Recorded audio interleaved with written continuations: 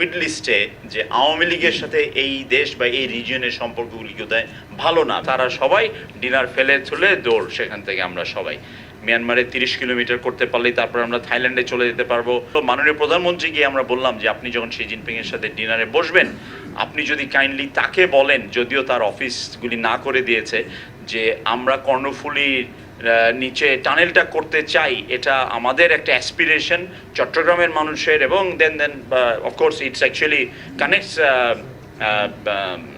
ASEAN countries also, road that crosses Chattogram easily, then along that rail line যেটা আমরা কক্সবাজারের মধ্যে করে ফেলেছি, হোপফুলি মিয়ানমারে পিস একসময় রেস্টোর হলে মিয়ানমারে 30 কিলোমিটার করতে পারলেই তারপর আমরা থাইল্যান্ডে চলে যেতে পারবো, রাখাইন 30 কিলোমিটার, বাকি অংশটুকু আছে যারা জানেন।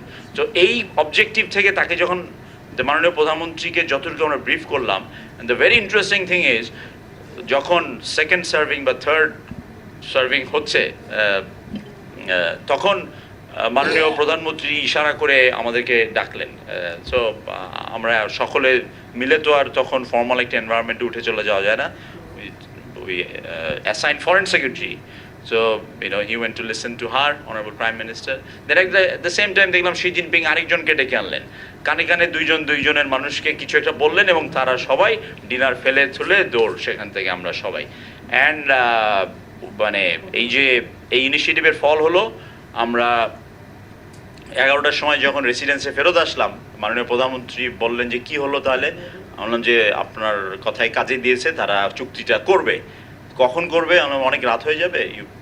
আই এম সরি যে I am sharing personal ones. উনি বললেন যে রাত যতটাই হোক আমাকে ডাকবা, আমার এখানে এসে সাইন করো।